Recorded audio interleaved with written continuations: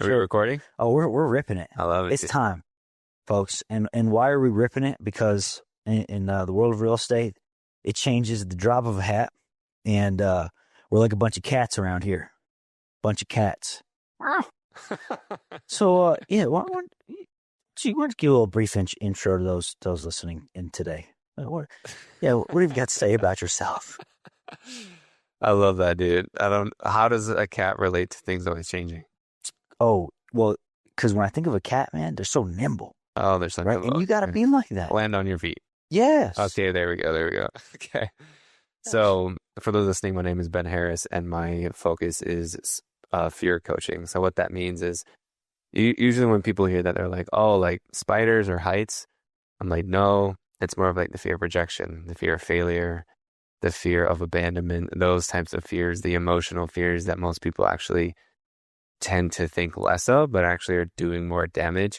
For most people, of course, like serious phobias are very detrimental to people. But for the majority of human beings, it's the emotional fears that are doing the most damage to them. The emotional fears. Whoa. Oh my gosh, man. Let's talk a little bit about that, and we'll get into the story here. So when it comes to emotional fears, what in the world is an example of an emotional fear? Dang. Well, it's interesting, dude, right? Because most people would respond to fear. I imagine people like you and me, who would say like, oh, like they look successful, or they have a certain amount of money, or they've done this certain amount of accomplishments. They must not be afraid. It's like, no, every single person is afraid. Most people actually don't think that they're fearful, but if you've ever stopped yourself from doing something to avoid a negative consequence, a perceived negative consequence, then that's a fearful response, right? So say I want to go for a promotion at work, but I'm scared of not getting it. So therefore I don't apply for it. And what happens? I actually reject myself in the process instead of getting rejected by other people. I don't make the ask for the sale, right? Because I'm afraid of being told no. Same thing. I'm afraid of breaking up with someone because it's like, I'm afraid that I can't get anyone else. It's like, that's obviously like a fear. There's money fears. People are actually even afraid of success, and they don't even realize it, because success comes with responsibility. It comes with judgment. It comes with more eyes on you, more pressure. Yeah. So a lot of people, like if you feel nervous, if you feel chronically stressed, if you're overthinking, of course, fear of intimacy too, but usually like if you feel anxious, that is usually the clue that you are actually have a fear at the root of your subconscious. That is very, very, that is defined and refined. Right? It's so true, and no one can say no to that, which I really enjoy about that. Yeah, right. It's because it's like, well, you just look at what is a job's first, or what is a human's first primal job, right? Survive. And that's what fear is. Yeah. So if anything is threatening your quote unquote safety, then therefore there's a, fight or flight. Your nervous system kicks in to therefore protect you from a potential danger. But our systems don't know whether it's like, oh, this girl's about to dump me or tell me no, versus I'm going to die. Right? Only we can give it that context, but in our subconscious mind, it doesn't know that. All it knows is pain. And so fear is the avoidance of pain and suffering. That's that old amygdala. That's right, baby. I'll let you know that. Wow. Wow. Yeah, I've got obsessive compulsive disorder. And to my understanding, it's because it's due to a hyperactive amygdala. There you go. As I learned a little bit about that. Yeah, very interesting. Wow. Now, could you say that there's a defined number of fears out there? Like, is there a list, and is it stopping there, or are more coming up as time goes on?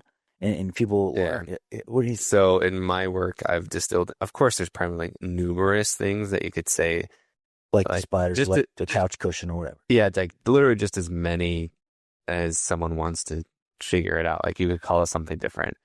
But in my world, I've identified 10 foundational fears. So there's typically 10, and even with that 10 though, they're all like interconnected. Yeah. Meaning is like they're like someone might have a fear of money, right? Like losing money, but it's usually not like if all of your means are met, like for people like me and you, they are, and a lot of people listening, I assume you're listening on a podcast, you have a cell phone, right? As like you're not on the street, like you're not in poverty, most likely. So like Mm. even if you're in debt, right, your needs are still being met.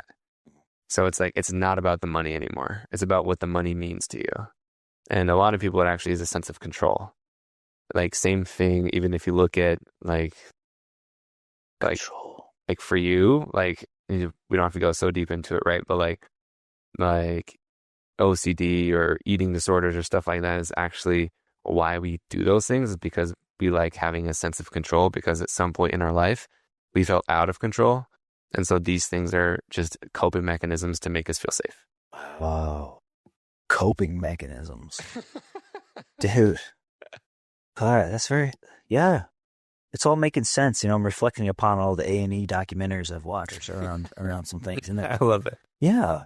Now, gosh, this is a specified field, or a very hyper-specific field, rather. And you're the first person in my life that I've met that's doing something like this. There might be some people, other people out there. I mean, there's, probably a few, but I've never really, like my name on Instagram is the fear guy. And so it's very like, yeah, it's like you the fear guy, dude. I'm the bro. Yeah. Oh, okay. But it's like, Wow. that's just, yeah, like if you look at the history of my life, it's for some reason I've always been drawn to doing things I'm afraid of. So looking, I know, this literally is my God-given purpose, is to do this. And it's been proven time and time and time again, is similar to you before we started recording, right? It's like you just want to give back. And I know this is literally my, trifecta of doing what I love to do, making money while doing it, and making an impact. And that's why it feels so aligned and feels so good. Mm. Yes. And that's a gift to be able to have found that. Yeah, I'm very, very appreciative, because I know not a lot of people have. Yeah. So you talked a little bit about money and the fear of not having money and it's really not that. Mm-hmm. It's something else. Yeah. Okay. Well, we know what you do, and I'm curious, has something happened in your life that has provoked you to go down this road? Were you ever once an afraid person? Absolutely, bro. I'm still afraid. Like I put a video on Instagram today, because this morning I was actually about money, right? And this morning I was resisting my fear, telling myself, dude, you shouldn't be afraid. Like this is so small. Just don't be afraid. Yeah. And when I tell myself that, though, what happens? You get afraid. I get more afraid, because whenever you tell yourself to not do something, you actually do it, right? It's like when you tell a kid, hey, don't hit the trash can on your bike. They actually hit the trash can. When like NASCAR drivers are going around on the track, they have to focus on right ahead. If they literally just turn and look at the wall, they actually hit the wall. So the same, right? So it's the same thing. Like when you focus on what you don't want to avoid, or when you want to avoid, you actually will make it happen. So for me, the video I released today was like just me speaking out loud to myself, like I'm afraid, and that's okay. And then as soon as I said that, like the weight lifted off my shoulders. Whoa. Because I'm accepting that part of myself, right? Is like, it's the same thing of any other emotion, like accepting the anger, accepting the sadness, accepting the disappointment. Like, because if we deny any part of ourselves, doesn't mean it's helpful or ideal to feel that thing forever. And of course, no one wants to be sad and depressed forever. But there's a reason that you are, and you have to accept why you're hurting for you to start to heal. So just that simple, like act of me saying like, oh, I'm afraid, like it allowed me to actually not feel afraid anymore, which is so funny and ironic. They don't teach that in elementary school. No, they don't. It sounds so People important. tell you, don't be scared. They tell you that. And they say, there's no, like, dude, don't be scared. Because everyone's afraid, right? And so they are literally afraid of feeling fear. Sounds like a lot of pressure. Yeah. And like you said, once you said it, there went the weight. Yeah. And then I can say, okay, cool. I'm like, but with my story specifically is like, yes, of course, there's been like bigger moments of fear and different things. And I think one of my superpowers is the ability to reframe situations. Mm. So one of those stories is it was in 2000, in beginning of 2019, so for over 4 years ago, I left home. I got recruited for a job. I left this company that I helped build, and I was like, okay, I was terrified of leaving the state, going across the country. Which state was that? Was born and raised in Salt Lake City. Oh, And then nice. I went to South Carolina. Ripping slopes. I did, yes. Nice, dude. A little skiing. Yeah. And then that was like when things just started to change. I know I was divinely pulled out of my comfort zone. So, because I knew I wasn't supposed to be there in the same environment, doing the same job or with the same people. I knew I was supposed to be doing something different. And that was the universe's way of literally stripping everything that wasn't meant for me. Yeah. And so, like, all in the same year, it's pretty crazy. I moved away from home, I accepted a new job. And then what happened from there, I also invested 40 grand of debt. So I leveraged my debt to invest into a crypto fund. And what happened is, so at this point, right, I was like 28, 27, 28. And I decided, I was like, okay, I have a 401k. I got a 6-figure job. I've got stock options. I'm single, no kids. Like, it's time to take a little risk. Like, let's start accumulating some wealth. Hey, what age did you say? 28. 28. Okay. Yeah. And so I leveraged 40 grand of debt, the bank's money, to go into this crypto fund. And I started making about 1 Bitcoin a month, which is fantastic. Yeah. Right? I think. Yeah. I mean, it depends what the price is at a certain point. Like right now it's like 20 grand. Oh. So that's obviously a fantastic investment. If I invested 40 grand and I would be making 20 grand a month, that's pretty absurd. Yeah. Love it. So what happened with that, right, is as soon as I accepted my new job, it was crazy, dude. Like I thought it was the answer because I was like, sweet, like I'm basically a junior executive. I'm making like almost twice the amount of money. And like very shortly after, I realized, oh, this isn't for me. Like, have you ever tried to put 2 magnets together of the same charge? Yeah, no. And they literally, you can't put them together. That's how it felt like for me trying to go into the office. Poor guy.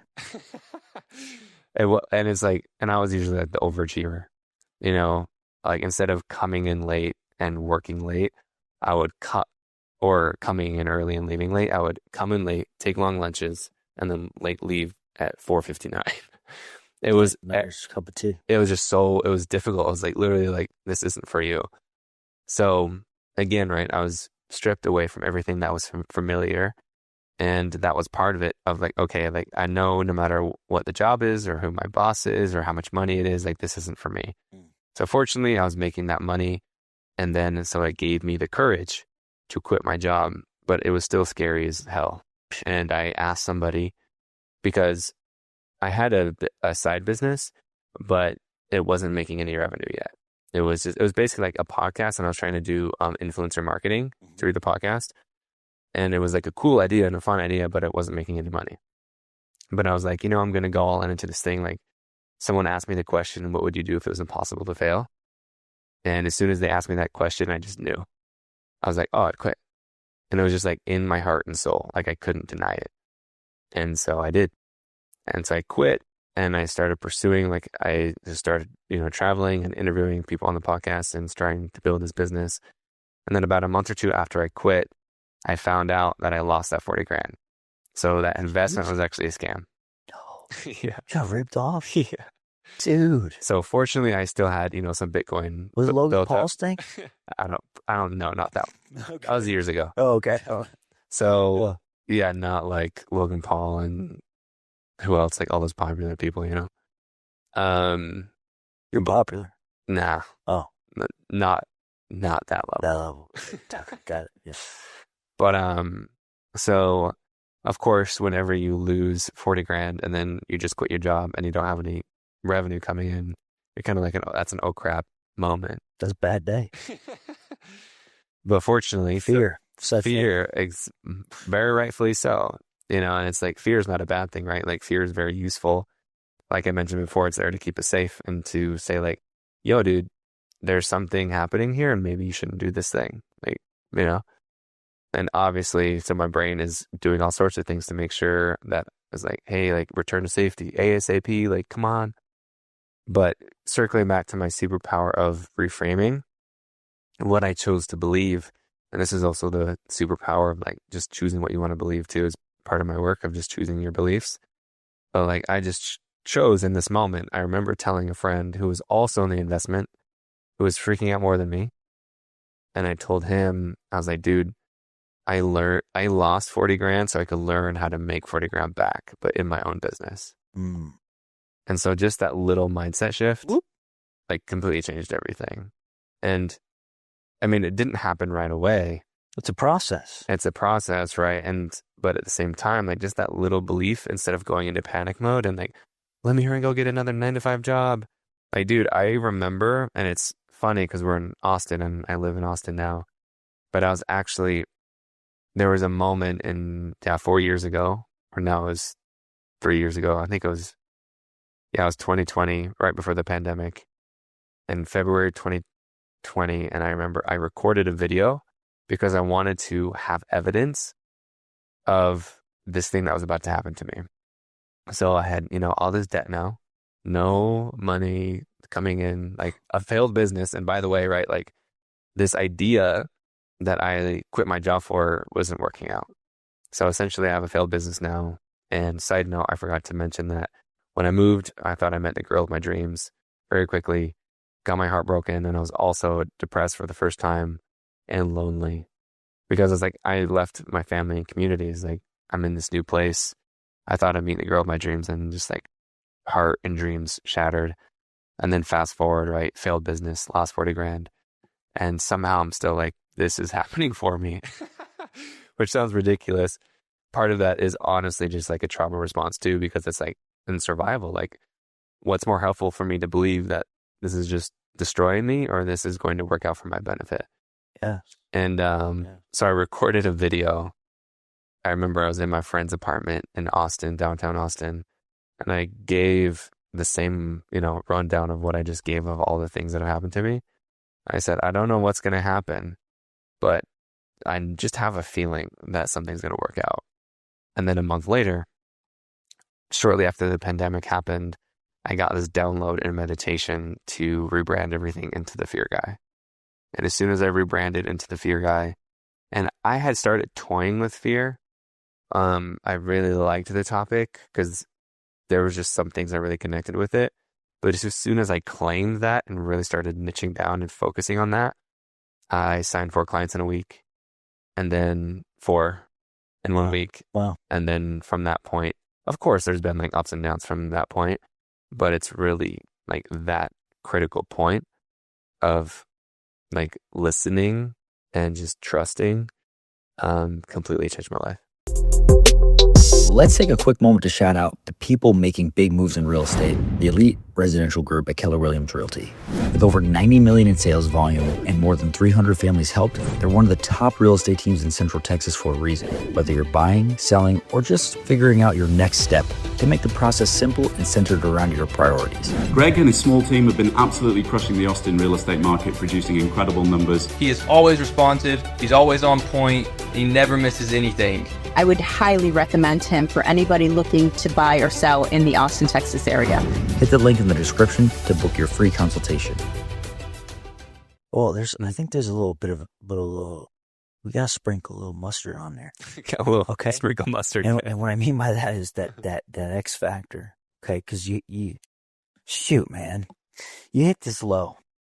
You hit very low. And you started thinking about ideas, but there was something that actually had to take action. Because some people could have the low and then they could have the idea and not take the action. Yep. Just accept it. You had that perspective shift and then you applied something behind it. What was the driving force behind the application? Where'd that come from? That's a good question, dude. Honestly, it's like, I think I've practiced it enough. And I think, so in my work, I've discovered there's always, so humans have two forces inside of us. We've already talked about one, which is fear, right? Like our first primal instinct is literally to survive. We are a living organism that doesn't want to die. And then our other force is to push the limit. It's to adventure. It's to live freely, right? It's to follow our dreams. And so you always have two conflicting desires, right? Is for me, I would say fear and love, very simply. Okay. You could say fear and truth. You could say fear and freedom. You could say fear and whatever resonates with you. But to me, there's two major forces, and it's fear and love. Like a lot of people think it's like, oh, hate or evil is the opposite of love. I'm like, no, it's actually fear. And so, because it's like one is propelling me to live and one is like sucking me down into destruction and to depression. So you will either, your desire, your dream must be stronger than your fear. It was like, I still very much had and have fear, but my dream and my desire and my purpose is stronger than that. Okay. So that's what propelled me, is like knowing that it's like, and it's for me is, and like this is what I help people work through, right? Is because it's, people definitely get paralyzed and frozen in inaction. Like if you're not taking the action that you think you should be or that you want to be, it's because you're afraid, right? It's like, well, what if I make the wrong decision? What if I make a mistake? It's like, bro, like we're all going to make wrong decisions and mistakes. There's no such thing as failure because you can always pivot and make a new one. Like that one choice isn't the final one. And so for some reason, like it's just my connection to the divine of like, I know that I'm meant to do this. And if I don't do this, that's going to be much worse. Like I can't live with myself if I don't do the thing. That's the power of negative thinking. It is. It happens if you don't. Yes. And that's scary. Mind blown. Oh. Exactly. That came full circle. Yeah, right. And it's like, again, back to the fear isn't bad. It's actually like very motivating. Yes. Like to me, it's more scary to die. Not, healthy fear. Yeah. Like there is such thing as like a healthy fear, right? Is like, and that's nuanced too. But to me, I'd rather much live my life saying that I gave everything I had, said everything I had to say, lived every dream, lived every, like just sucked all the juices out of life instead of like being afraid of what the worst case scenario. So you grew up in the great mountains of Colorado. Utah. But yes, awesome. The Rockies. Yeah. That's really cool. And then, so as you're going along life, right, I'm sure there's something, a time or two where you learned an extremely valuable lesson. Somebody might have shown grace upon you, or it was all on you, and you managed to escape and come out on top. All right, let's bring it back. Let's bring it back. Yeah, you're out there. You're in Utah. You're going through your adolescence, your teenage years. What comes to mind when we talk about something that might have really, really changed the path of your direction completely? Yeah, it's like, so my mom loves to tell this story. So I was in 7th grade, and it was 7th grade is like when we first get like report cards. When you're in elementary school, isn't it just like G, like it's not actually A, B, C, D. It's like G minus, G plus or something. Yeah, it's like acceptable or not. Very simple. Yeah. Yeah. And then once you get into middle school, junior high, all that stuff, they start, honor roll, high honor roll, all that stuff. And I remember I came home from school with my first report card, feeling down because all of my friends were on the honor roll or higher honor roll. And I think I had like a 3.2 GPA. Like it wasn't bad by any means. Yeah. But it was like, I'm not that, right? It's like, I want to be the best. And so she actually incentivized me to like, hey, Ben, your birthday's coming up. Like, if you're able to get on the honor roll, I'll give you a cell phone for your birthday. Are you kidding me? And so literally that just switched. Something clicked in my brain. I'm not sure what it was. Yeah. But I just did it. So from that moment of like my second semester or trimester or whatever in 7th grade, I think I got a 3.7 the next time. And then I got nothing less than a 3.8. So I graduated high school with like a 3.95, which, I mean, it's much easier in high school because you just do the work and, do the homework. That's most of it. Yeah. But still, right, there was that something just clicked of like, oh, I do this and I get this. Mm. There's obviously some negative stuff to that, like of meaning like what I needed in that moment was just to be like, to be listened to and to be loved. Instead, it was just like here and go achieve this now. Like, here's what to do with it. Yeah. And I don't think that's wrong, right? Like, I think that's a very natural and actually like healthy and helpful response to be like, oh, you don't like that? Well, then here's what to do. Go change it. And I did. And that was definitely like a pivotal moment. Yes. Wah, wah, wah, wah. Oh my We gosh. said the name. Here's I was naturally saying it. wow. Sounds really good. The pivotal moment, dude. Thank you. Nice for you. And Yeah. that was a pivotal moment, like legit, Legit. as far as me being able to like set and achieve a goal. Mm. Did you say you were derailed at any point in that year? In when 7th grade? Yeah. Did you hit an all-time low in 7th grade? I don't know about an all-time low. Let's go Yeah. along the timeline here. Uh-huh. You're cruising. You got your nice grades, right? Mhm. All of a sudden, something comes up. Who knows what that is? You were probably like wondering, what am I doing here? What comes to mind? It was when, my parents, they divorced when I was like 5. So my mom at some point was a single mom of 5 kids, Dude. which is a lot. And she had dreams, right? She followed her entrepreneur dreams. And my dad wasn't around a lot. Like I saw him every other weekend. And so my mom did most of like the raising and also had to provide too. Wow. And so because of that, right, there was a lot of stress on her.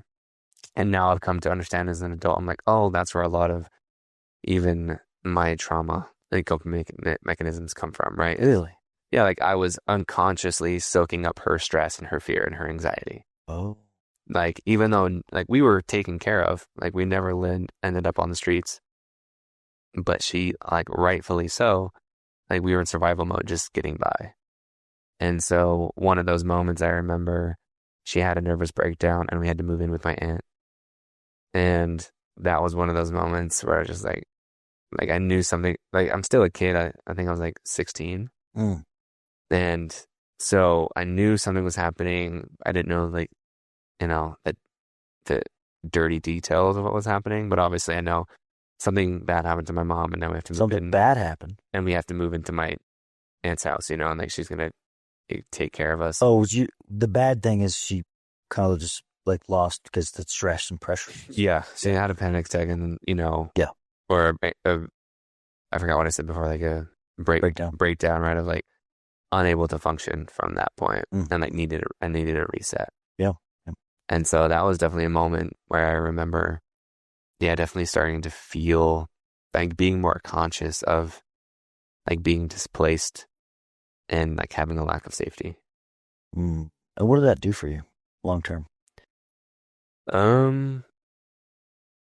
It was a mix. Like I definitely felt safe and loved with my aunt. Like she definitely took care of us. And like, What's her aunt's name? Paula. Aunt Paula? Shout out Paula, dude. In Utah? In Utah. Nice. Yeah. And she took us in, took care of us, like gave us a good Christmas and all the things. That's cool. Is she around? She's still around. That's nice. Mm-hmm. Yeah. And so that was like, even stuff like that, like I'll always want to like give back for that way. Yeah. So like there's some positive stuff in that aspect. And then, honestly, dude, I'm not sure like the negative. I mean, I could pontificate. Well, in the immediate, mm-hmm. it was probably pretty negative. For sure. Yeah, then and there, you're probably like, "Oh my god, it sucks," or something, or it's confused or whatever. Okay, confusing. Yeah. Now, oh shoot. So, yeah, man, that's no joke. What was I going to ask you? I was going to ask you, is that what started your drive to pursue fear, so to speak? Around that same time, that's crazy that you're catching on, dude. You're following the breadcrumbs. Well, that's amazing. That's great. So around that same time, I actually got into music for the first time. And so before my corporate career, I was actually a hip hop artist. And so when I was 16, I made my first CD and I sold it in the high school halls. I went, I sold it in lunch, basketball games in the hallways, and I made a few $100. Yeah. That's Respect. That's my first entrepreneurial hustle. Yeah. It's no joke. And so after I did that, I got invited to perform at a school assembly. And this was like, honestly, probably my first visceral memory was feeling fear and doing it anyway. Mm. And I remember when she asked me to perform, I was so terrified, like, oh my God, but also so like excited. Oh my God. Like, and that's how you know it's usually something meant for you. Like it's your higher calling. If you are terrified and simultaneously excited, and that's usually for you. And so I said yes and performed. And then a few years later, I read a book that talked about like doing what you're afraid of is the key to success. And then from that point, I started doing everything I was afraid of from 19 on. What questions does one need to ask themselves to get that, to turn water into wine, so to speak? Oh, that's Lemons right, into baby. lemonades. I love water to wine and the alchemy, bro. Yeah.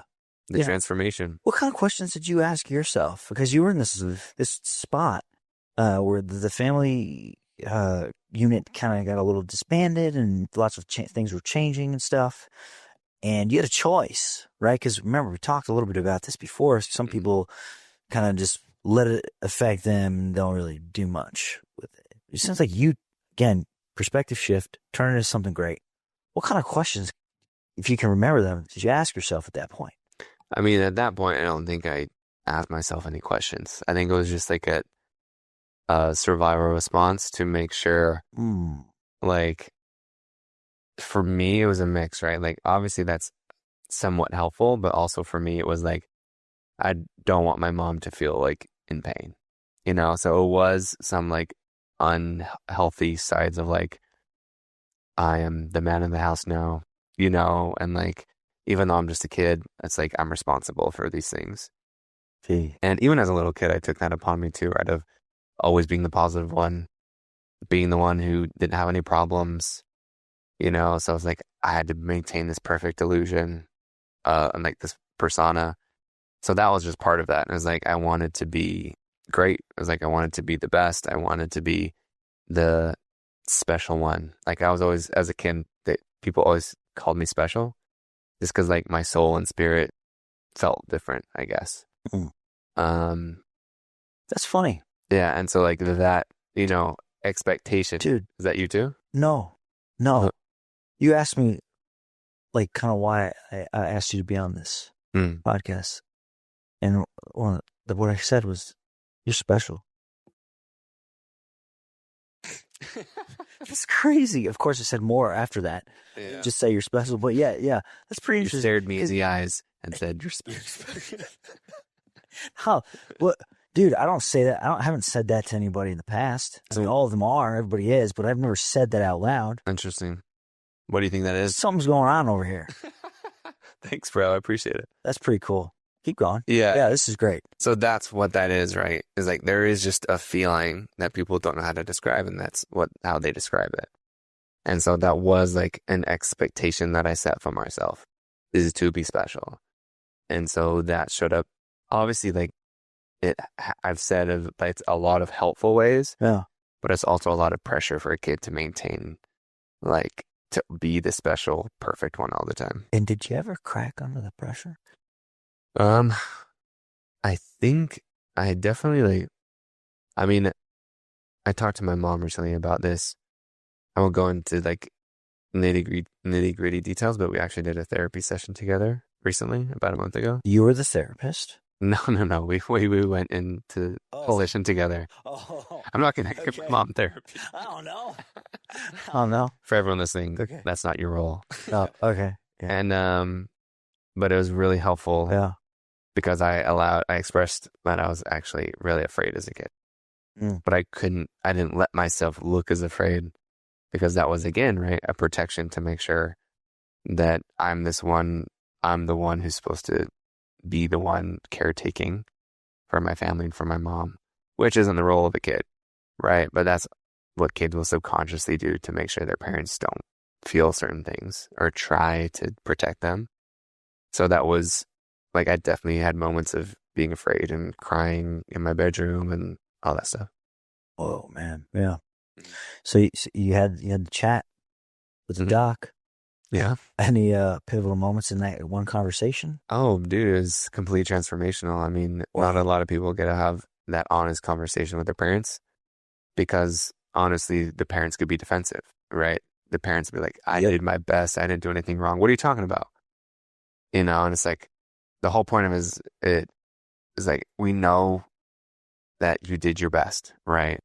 And at the same time, it doesn't mean that I can't feel, like upset with how some things happened. Yeah. Like it's nuanced. It's not black or white. People think it's like, but again, right? I did my best, and that's it. Yeah, it's like, well, Like, that's a defense it's one side of the mechanism, story, too. right? It's their ego trying to protect them from like feeling disappointed and feeling hurt. So whenever someone gets defensive, that's a clue, right? Of they're really afraid of being wrong or feeling hurt. Why would Same they behavior. be afraid of being wrong and being hurt? Well, who wants to feel wrong? hurt. Yeah, Okay.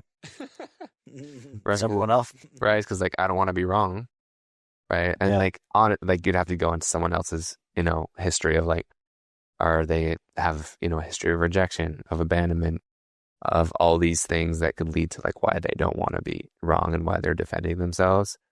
But the idea is honestly completely transformational to have. I've never been so honest with my mom.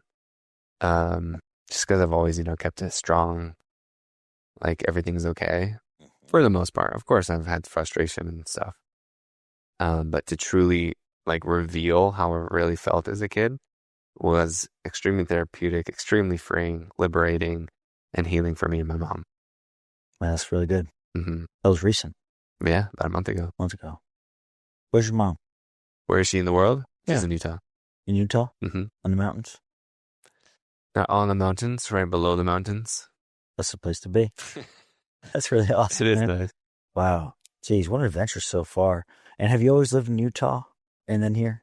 And then South Carolina for a year for that job. Yeah. So that was when, broken heart, lost the money, quit the job, got the job, quit the job, all the things. Yeah. And then from there, I was nomadic for a year. And so Tell us about the nomadic experience. that was in 2020. Yeah. And, before the pandemic, I was just like, okay, I'm moving away from South Carolina. I'm just going to start heading west. I stopped here and then I came back here in Austin and I really, really liked it.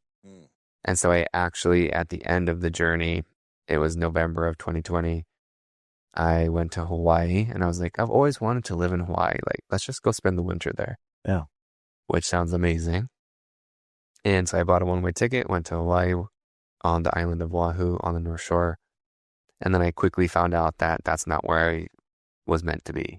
I just felt it in my soul. And I'm like, oh, like, this is cool as a vacation, but this isn't like for me forever, long term in this moment.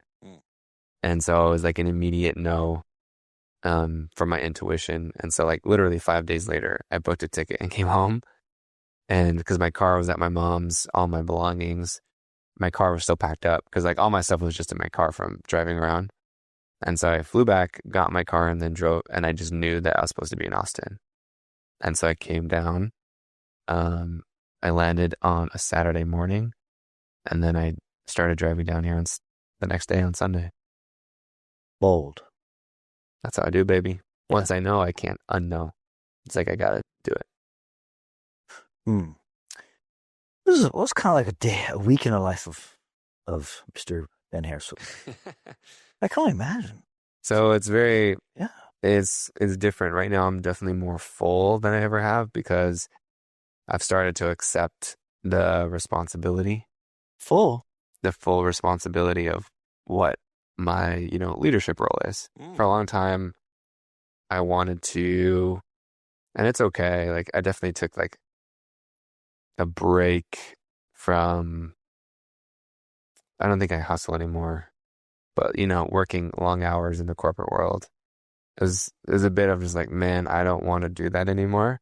Wow. And so I was resisting more responsibility. But now, and that was my version of fear of success, by the way.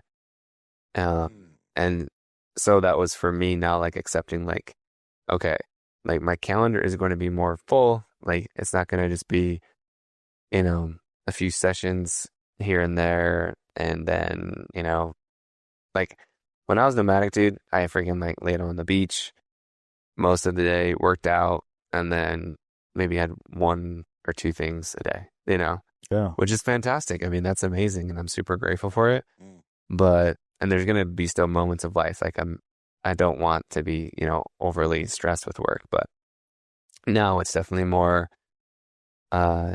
this week has been different. Just, it's been more spacious. Some things have been moved around, but yeah, it's usually like last Thursday, I think I had like 3 podcast interviews, and that was a busy day. So yeah, One day. in one day. So that's a lot of talking for me. So that definitely wore me out. Sheesh. And sheesh. If you guys know who that is, I'll be impressed of that rapper ad lib. But yeah, it's pretty, just like simple, dude. I have beautiful family, You got family? I do. I got a little baby, You got kids. got a lady. Peter Pan's got kids. You know that line? Yeah, dude. There you go. Yeah, Gus? Who was the guy that said that? The guy you got the sword from? No. And Hook? The other kid from Hook. Yeah, Yeah, it's a little one. that's right. Peter Pan's got kids. That's a deep cut if everyone knows the movie Hook.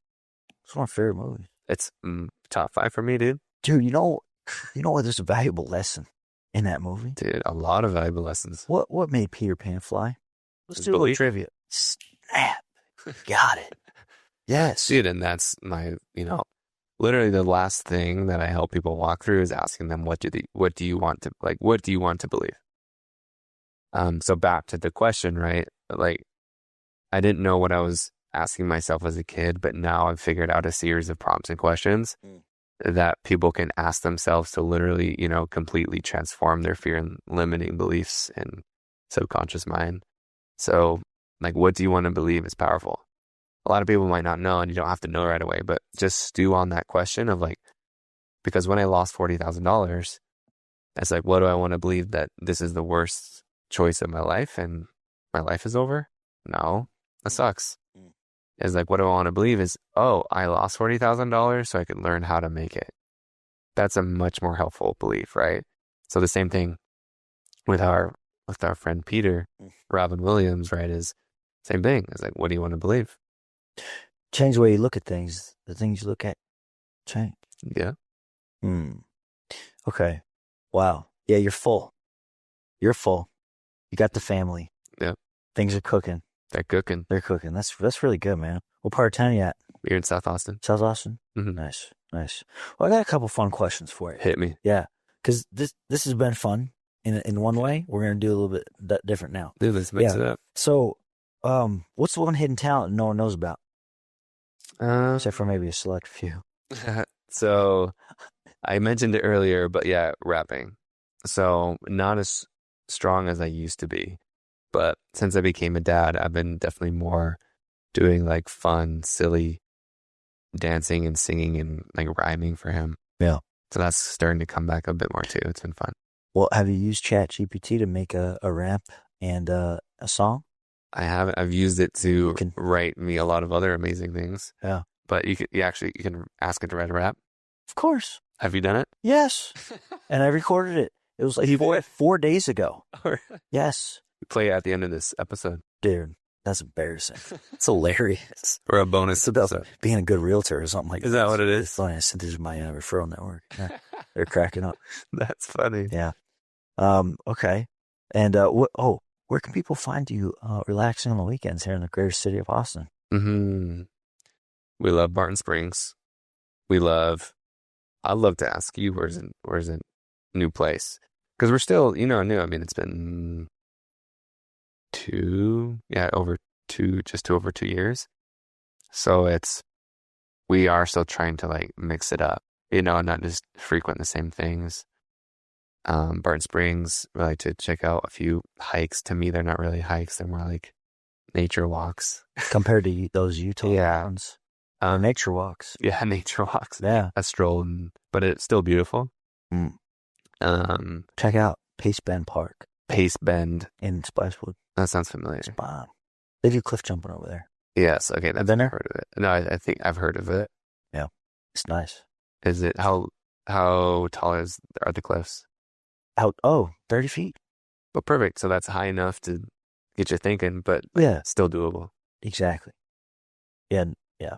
Okay, It's high enough to like face your fears Yeah, but in a safe way. But yeah, exactly right. It's not going to be like, you idiot, why are you jumping off this? Yes. Yes. And let's just flash before we close out here. Mm-hmm. What's something? Two things. What's something that we can say to folks listening today that they can actually apply today that might be helpful? One nugget. One nugget. So, I mean, hopefully there's been a few nuggets There have. there so far, right? But what I would do is, and this is one of the first things I teach people to do, because so I have an online course people can go take. I do one-on-one coaching and group coaching. People can come be a part of. Where do they find the online course? So if you go to feeling-free.com, Yeah, you'll see it. feeling-free.com. Yep. Okay. And then also you can just go to my Instagram or Google the Fear Guy and go to my website. But in the course and also one-on-one and in group coaching, one of the first things I have people do is called track their triggers. And so it's essentially just tracking anytime you feel anxious. It's anytime you feel angry. It's anytime you feel jealous. It's anytime you feel anything but, peaceful. Like, I'm really stressed at work. Okay, well, write that down. And the whole point of that is to actually just start to become aware of how fearful you actually are, of how anxious, of how not present you are, how worried you are, how, self-critical, how much doubt you have in your reality. And so, ironically, trigger warning, tracking your triggers, because it can be like, kind of depressing to be like, dang, like I actually have a lot more stuff happening than I even realized. But that's the point. Yeah. Is like like when you get a wound, like if you crash on your motorcycle and you get, like road rash, they don't just put a Band-Aid on it. They have to scrub it, and that hurts. That sucks. Yeah. Because you have to clean the wound before you heal it. And so that's what we're doing, right? We're bringing the stuff up that is hurtful and painful, but that's the only way you can heal it. And so that's step one, is like, just become aware. And then from that point, you can begin to see like, okay, these are some of the things that are holding me back. And then I can take appropriate action. And, if you want more guidance, hit me up. But that's just like step one of becoming aware of what's holding me back. And there's a principle that's very supportive of this. It's what you track changes. Just like if you wanted to lose some weight. And even just like in business, right? Track the numbers. Know your numbers. And measure. Yes. Mm-hmm. Yeah, that's really good. And thank you for sharing that. Mm-hmm. Yeah. Who's one person that's alive that you would love to meet, to talk shop, so to speak, with? Somebody that you might look up to in the field or even not? Dude, that's a great question. I think for some reason, before you said alive, I would have said Robin Williams, because we were talking about Hook. I think I would love to talk to him of like, you seem one of obviously, bringing so many other people joy, but he took his own life. So I'd love to kind of talk to him about that. And a lot of people don't know, like, comedians are actually some of the darkest people, right? But they are turning something painful and hurtful into comedy, right? They're taking something very touchy and triggering and turning it into something that people can digest. Like, those are what the great comedians do, which is turning, water into wine and lead into gold. That's my whole thing, of the alchemy stuff. So someone like, I think I'd do Oprah. Oprah? Like, yeah, dude. Like, I think she's just talked to so many people. Chicago? That's where she's from. I mean, she probably California right now. Yeah, I mean, dude, she's got to have billion. an estate. And like, let's actually talk about Oprah for a minute, because I remember hearing in an interview with her that even though she's a billionaire, is that she actually, I'm not sure if she still does this, it's probably years ago, but she would like save, half-eaten sandwiches because that's how she grew up, right? She literally grew up in poverty. And so just to let everybody know, right, of like, like the most successful people that you think don't have any problems, I promise you, I've talked to a lot of them. I've interviewed them. I've coached them. A lot of them have a lot of pain. And that's okay. Like, no shade on them. It's just to know that there's no difference between any of us. Like, we all have stuff that we're dealing with and have gone through. And so if you look at Oprah, right, and it's like, wow, she's a billionaire and she still worries about like money and like saving things. It's like, yeah, because that's her familiar. And so I imagine she's done work on it because she is into that stuff. But it's interesting to know that a billionaire still, I mean, you look at Warren Buffett, I mean, homie eats Dairy Queen. I mean, I know McDonald's. that's like, that stuff is terrible, and I know he's like invested in Dairy Queen, I think too, right? Like, didn't he start it or help? Probably. Yeah. But it's like, Invested a lot. yeah, right. But it's like you don't, like, do what you want, do what brings you joy. Yeah. But at the same time, be mindful. Yeah. Shoot. And if I was Warren Buffett, I wouldn't be eating McDonald's or drinking Coke. Probably someone asked me, like, I'm into health. I'm not an expert by any means, but if you're drinking soda, that's probably the first thing to do to be healthier and more vibrant, like, is stop drinking soda. It's literally liquid poison. It is. I mean, there's no nutritional benefit. It's sugar. You can take off rust off of a bicycle with Coke. Yeah, and then you put it in your body. Think what it's removing. It's like, give me some CLR and let me pound a bottle of it. No, you're not. Mm-hmm. You're not doing that. Yeah. You're not drinking that CLR. It's disgusting. But people are. Well, shoot. I'll tell you what. I'll see if I can get a hold of Oprah. If you do, next house I buy it'll be from you. Yeah. Yeah, that'd be good. I connected. I connected. That'd be good. It's like, I don't care. You're okay. I got a fun story. Mm-hmm. So you never know. Is more of this story. You just never know until you try. We had a girl on here, Heather Emerson, with Prep to Your Door. Ford's like 40 under 40 candidate and stuff like that. An entrepreneur. She said, John Mackey. I know that. Who is that? The creator of Whole Foods. Okay. Yeah, also in Austin. Yeah, which is helpful. Yeah. I wrote him a letter. You did? Yes. For her? Yes. Wow. And guess who got a meeting with him? No way. She did. Bro. Cool, right? You just never know. I think it helped that I actually wrote a letter. And you just did it from the kindness of your heart? Yeah. Yeah. Because I believe in her cause, too. Mm-hmm. Like, she's helping people. She's trying to save the earth, right? You're helping a lot of people, right? That's why it's important to capture what you have to say on a meeting like this to help more people at once. So, yes, everybody, this is really great. Oh, man, this is fun. Thanks for sharing. Yeah, dude. Thanks for having me. And we'll do another one once we talk to Oprah. It's on, dude. And it's a deal. One more time for the audience, the rundown of how they can find you. So on Instagram, it's The Fear Guy. You can Google The Fear Guy. My website is feeling-free.com. Yep.